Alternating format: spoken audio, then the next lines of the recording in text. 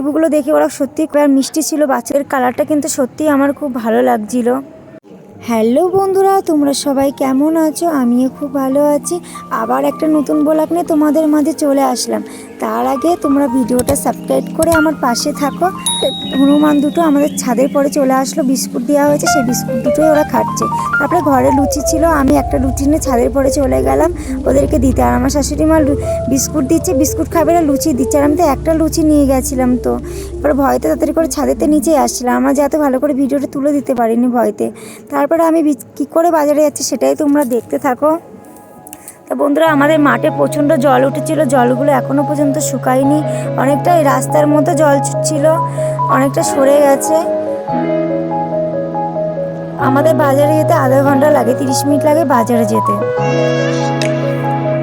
আর আমাদের তো সবসময় বাজারে যাওয়া হয় না, অনেকদিন পরেই যাওয়া হয়। তারপরে চলে গেলাম আমি আর আমার ছেলে হাঁটতে হাঁটতে। এখন ব্যাগের দোকানে যাব, নতুন বছরের নতুন ক্লাসেতেও আমার ছেলে উঠছে। এখন নতুন করে ব্যাগ কিনতে হবে। এমনি ওর ব্যাগটা ছিল না, কাপড়ের ব্যাগ নিয়ে স্কুলে যেত। তো ভাবলাম যখন ব্যাগ নিই, আগে ওর বাবা পয়সা দিলে আমাকে ব্যাগটা নেবো, সেটাই আমার মাথায় ছিল। ভাবলাম ওকে নিয়েই যাই। তারপরে ব্যাগের দোকানে আমি চলে আসলাম। ব্যাগের কালারটা কিন্তু সত্যিই আমার খুব ভালো লাগছিল। তারপরে আমি চেনগুলো ভালো ভালো করে দেখে নিচ্ছিলাম, কেন যদি চেনটা যদি খারাপ হয় আমি আবার আসবো এত দূরে, তার জন্য ভালো করে দেখে নিচ্ছিলাম। আর এই ফোনটা আমার ছেলেই ক্যামেরাটা তুলে দিচ্ছিল, আর ও ভালো করে বুঝতে পারছিল না কীভাবে তুলে দেবে।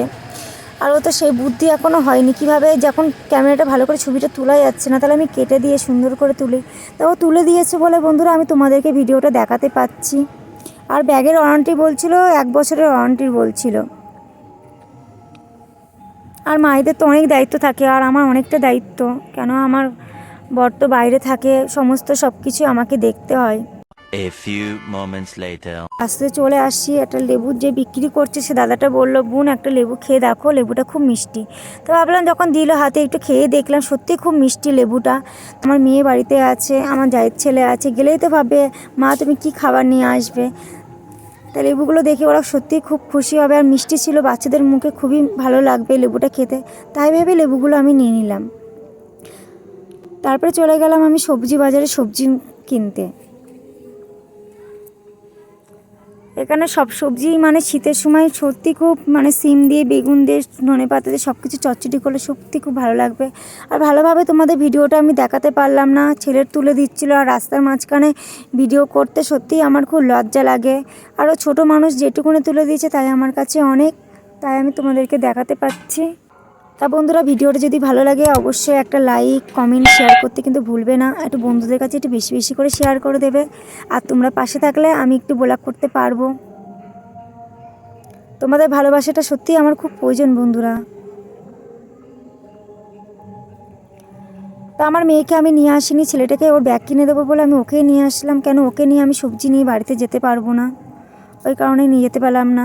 আর যখন বাজারে এসেছি ভাবলাম একটু বেশি বেশি করে সবজি কিনে নিই। বাড়িতে তো ভ্যানওয়ালা কাকু আসে, প্রচণ্ড দাম নেয়। আর সবসময় তো আমার বাজারে আসা হয় না, 15 দিন 1 মাস পরে আসা হয়। আর আমাদের ওখানে রাস্তায় জল উঠেছিল বলে অনেক দিন পরেই আমি এসেছিলাম বাজারে। তারপরে আমার ছেলের আমি বাড়িতে চলে আসছি, আর অনেকটাই রোদ পড়েছে। তা আমি ওকে বলছি তোর ব্যাগটা পছন্দ হয়েছে তো? ও বলছে হ্যাঁ মা আমার পছন্দ হয়েছে। তারপরে অটোর থেকে আমি নেমে গেলাম, অটোটা চলে গেল ফট করে। আর আমার মেয়ে, আমার জায়ের ছেলে আমাকে দেখে খুব খুশি, কি খাবার নিয়ে এসেছি।